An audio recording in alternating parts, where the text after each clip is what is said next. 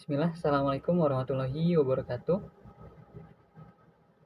Pertama-tama, izinkan saya untuk memanjatkan puji dan syukur kepada Allah yang telah memberikan saya begitu banyak nikmat sehingga sampai sekarang saya bisa menyelesaikan produk inovatif tepat pada waktunya. Kemudian selawat dan salam tak lupa saya juga sampaikan kepada Nabi Muhammad SAW yang berkat perjuangannya saya bisa merasakan nikmatnya iman, Islam, dan juga ukhuwah persaudaraan. Dewan juri yang saya hormati, izinkan saya untuk memperkenalkan diri. Nama saya Muhammad Ahsanul Fikri, saya dari 3 AEB 2. Saya pada kesempatan kali ini ingin memaparkan satu presentasi berkaitan dengan produk inovatif yang telah saya buat.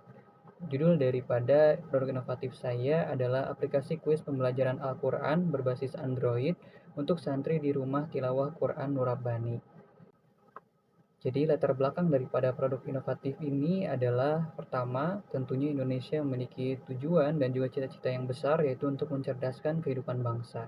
Nah, cita-cita ini tidak hanya didapat dari pendidikan formal saja, tapi juga kita harus berbicara soal pendidikan non formal, terutama ketika kita berbicara soal pendidikan yang juga mengambil nilai-nilai moral dan juga pendidikan karakter yang mengambil nilai-nilai keagamaan. Oleh karenanya, di samping kegiatan formal seperti di sekolah-sekolah negeri, tentunya kita bisa melihat bahwasannya banyak sekali rumah-rumah Quran, TKQ atau TPQ yang juga berdiri sebagai pendukung daripada pendidikan moral atau pendidikan keagamaan.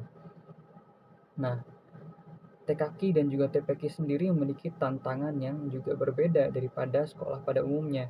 Nah, pendidikan pada umumnya itu adalah suatu hal yang diwajibkan, sedangkan TKQ dan juga TPQ adalah pendidikan yang tidak diwajibkan untuk diikuti oleh siswa-siswa atau anak-anak. Oleh karenanya, mereka harus tetap memaintain bagaimana anak-anak untuk tetap tertarik dan juga untuk tetap semangat berada di dalam lingkungan tersebut.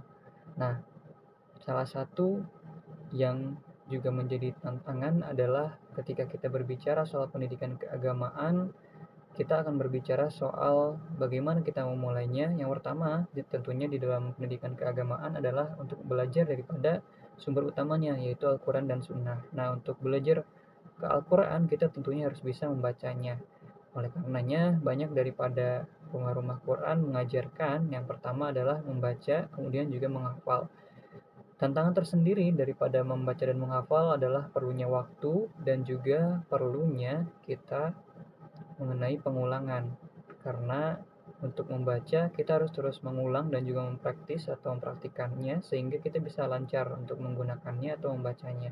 Dan juga hafalan, kalau misalnya kita tidak mengulangnya, maka hafalan tersebut bisa saja hilang. Oleh karenanya, di dalam hafalan Quran itu muncul satu istilah yang bernama murajaah.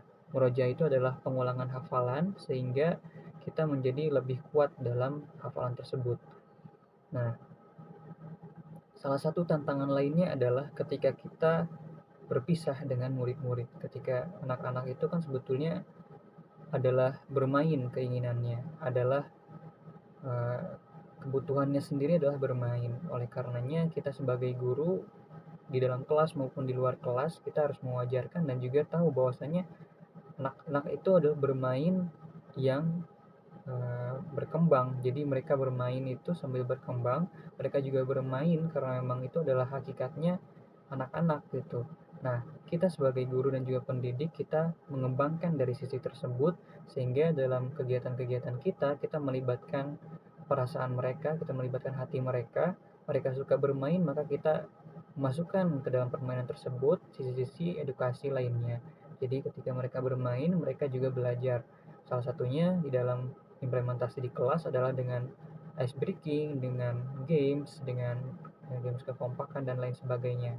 Nah, tantangan lainnya adalah ketika kita berpisah dengan murid, ketika murid itu ada di lingkungan rumahnya. Jika lingkungan rumahnya itu memungkinkan dan juga mendukung, anak-anak bisa mengulang dan juga menghafal di rumah, murajaah di rumah. Tapi ketika di rumahnya atau di lingkungannya kurang sportif, maka itu adalah juga tugas kita sebagai guru, sebagai pengajar, di mana anak-anak ini bagaimana caranya mereka bisa tetap belajar walaupun mereka sedang bermain di rumah atau istirahat di rumah. Nah, kita bisa memanfaatkan salah satunya adalah dengan permainan. Maka dalam kajian pustaka dimasukkan bermain bagi anak itu adalah suatu hal yang wajar dan kebutuhan bagi anak-anak. Kemudian permainan itu sendiri ada permainan yang langsung dan juga permainan yang tidak langsung. Salah satunya yang tidak langsung itu adalah dengan berinteraksi melalui gadget. Nah, kemudian dari permainan ini kita implementasikan gitu ya ke dalam aplikasi. Jadi anak-anak bisa bermain aplikasi games di rumah tapi juga dengan belajar gitu. Jadi di dalam permainannya kita masukkan materi-materi keagamaan. Nah, dalam aplikasi yang saya buat, saya menggunakan Android Studio sebagai IDE pengembangan perangkat lunaknya khusus untuk Android, kemudian dengan basis pemrograman Kotlin dan didukung oleh Java, lalu dihubungkan dengan Google Sheet karena nantinya kita ingin mendapatkan hasil daripada pengerjaan anak-anak. Nah, kemudian kita coba lihat di flowchart-nya. Jadi di flowchart-nya ketika kita memasukkan username dan klik masuk, kita akan membutuhkan username yang sudah terdaftar. Jika kolomnya kosong akan muncul toast message masukkan username. Jika username tidak terdaftar muncul toast message username tidak terdaftar. Jika kita sudah memasukkan username yang terdaftar, maka masuk ke pilih mode. Modenya ada bacaan dan juga hafalan. Kita pilih yang salah satunya mungkin hafalan. Kemudian akan muncul paket soal, kita milih yang mana, kemudian masuk ke halaman kuis. Di halaman kuis ini akan muncul 10 soal yang setiap soalnya punya 4 pilihan jawaban. Nah, ketika kita pilih salah satunya, kemudian kita submit, jawabannya akan langsung dicek kebenarannya, lalu jika benar, jawaban yang benar akan dihitung sebagai skor, jadi skornya terus bertambah. Lalu setelah 10 soal selesai kita kerjakan, kita masuk ke halaman hasil. Di halaman hasil akan tampil skor jumlah jawaban yang kita jawab benar. Lalu ketika kita klik finish, kita akan sampai ke proses di mana timestamp, user, dan skor masuk ke spreadsheet. Kita lihat spreadsheet ini itu dihubungkan oleh AppScript. Nah, ini AppScript-nya. Jadi kita pertama buat Google Sheets. Google Sheets ini kita masukkan linknya, URL-nya ke dalam AppScript. Kemudian kita buat programnya. Programnya kita deploy. Setelah di deploy akan ada link AppScript yang kita bisa masukkan ke dalam Android Studio. Kita coba buka di Android Studio-nya. Kita coba run. Kita stop dulu, kemudian kita run.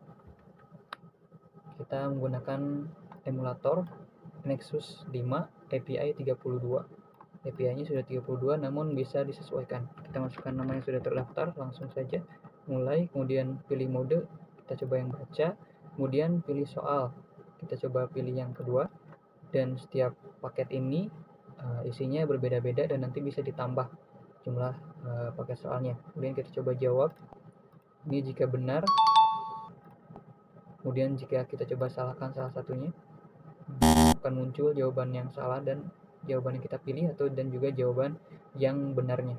Kita lanjutkan, kita coba lihat di halaman hasil ya. Kita coba kerjakan sampai 10 soal.